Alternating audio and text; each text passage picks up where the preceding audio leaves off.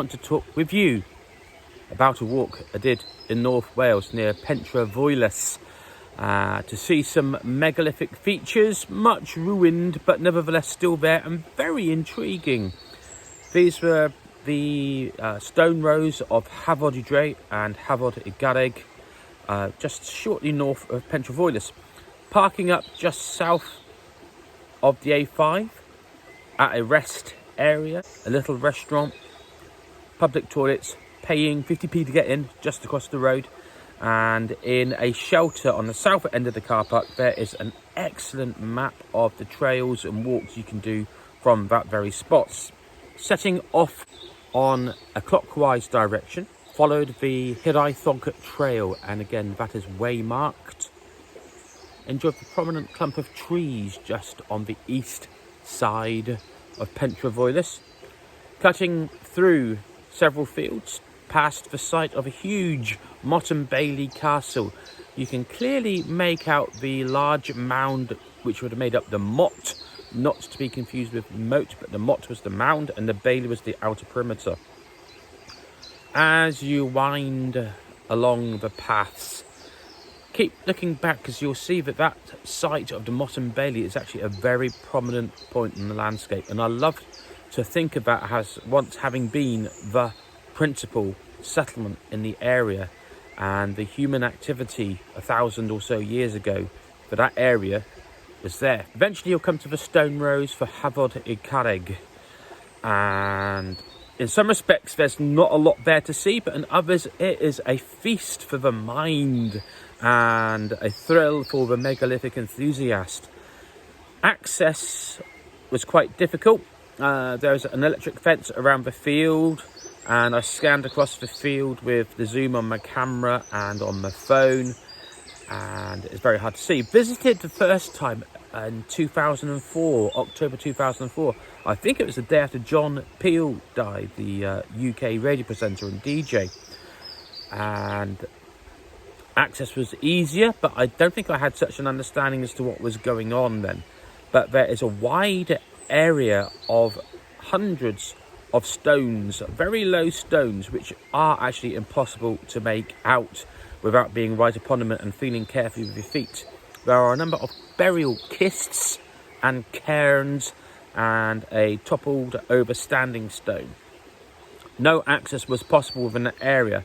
However, looping around on the northern perimeter, you can stand on the north side of a dry stone wall and look down across the fields and appreciate just the sighting of the stones. Surely something to do with mid-winter solstice sunset. Perhaps look at the views across the Snowdonia. Then continuing eastwards, eventually you'll go through a couple more gates.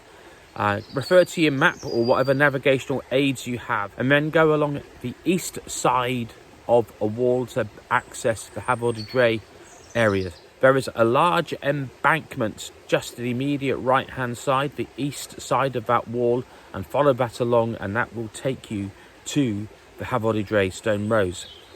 Again, there's not, in some respects, a lot to see, but it is more interpretable than Hafod Garreg stone rows. You can see the arrangement of small stones, a cairn, and some larger fallen stones.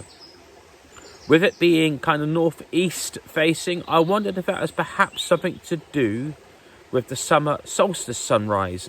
These two intriguing areas of stone rows with very, very small stones. It reminded me of the arrangement of stones further north in North Wales, near Rowan at Bullheithoevain, where the easternmost stone there has got a number of very small stones laid out in the undergrowth near the easternmost standing stone. And there you can carefully feel with your feet these very small protrudences from the ground of the stones which were laid out at the same time as the Bronze Age stones, and are part of whatever was going on there.